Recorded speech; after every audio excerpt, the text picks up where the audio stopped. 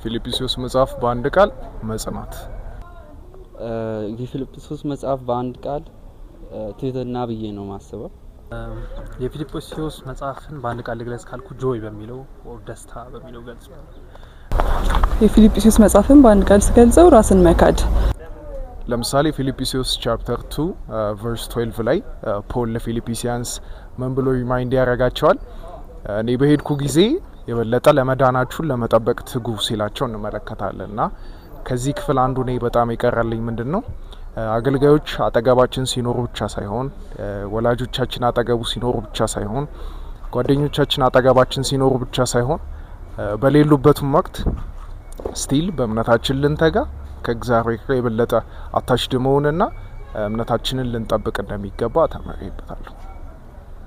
ምክንያቱም ትህትና ያልኩበት ምክንያት እኔም የቀራልኝ ሐሳብ ኢየሱስ ክርስቶስ ስለ ኢየሱስ ክርስቶስ ጳውሎስ ሲያወራ ምዕራፍ 2 ላይ በክርስቶስ የነበረ ሐሳብ ይህም ሐሳብ በእናንተ ዘንድ ደግሞ ይሁን ብሎ የሚያወራበት ፓርት ነውና ምንም እንኳን ከአብ ጋር እኩል ሆኖ ሳለ መተካከልን ሳይመርጥ እንደሚገባ ነገር ሳይቆጥር ራሱን በባሪያ መልክ ዝቅ አድርጎ እኛን ስለማንሳቱ ያወሳል እና ለጥቆም ደግሞ ይሄ ሐሳብ በእኛ ዘንድ እንደሆነ እኛም በቤተ ክርስቲያን በመንመላለሰው ምልልስ እንደዚህ አይነት ማስተጋብርና ግንኙነት እንድኖረን ያስተምራል። ይሄ ነው ይቀራል።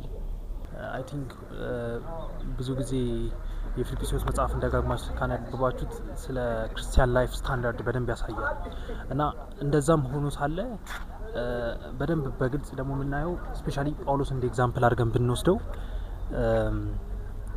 በዚህ ክርስቲያን ህይወት ውስጥ ያለውን ጆይ በግልጽ ያሳያል። ላይክ በኤቭሪ ሁኔታ ውስጥ ጳውሎስን ብንወስድ ጳውሎስ ታስሮ ምንም ብሎ በዛ ሁሉ መከራ ውስጥ ሳለ ስቲል የማይቀየር ከክርስቶስና ክርስቶስ ላይ የሆነ ብቻ ደስታውን ቤዝ ያደረገ ሰው እንደሆነ እናያለን። እና አይ ቲንክ ኤቭሪ ክርስቲያን በሙሉ ጆዩን ድራይቭ ማድረግ ያለበት ከክራይስትና ከክራይስት ያለው ነው ኮንጌል አለው ነው። ጳውሎስ ለኔ መኖር ክርስቶስ ነው ሞትም ማትረፍ ነው ብሎ ይናገራልና ሲነግራቸው በእነዚህ በሁለቱ ጨነቃለሁ ልሄድ ከክርስቶስ ጋር ልኖር ነገር ግን ከናንተ ጋር ብኖር ፍሬያማ ተግባር ይኖረኛል ብሎ ይነግራቸዋልና ለሱ ራሱን ገሎ ክርስቶስ በራሱ እንዲኖር የፈቀደ ሰው ነበረ። ለራሱ የሚኖረው ህይወት አልነበረውም።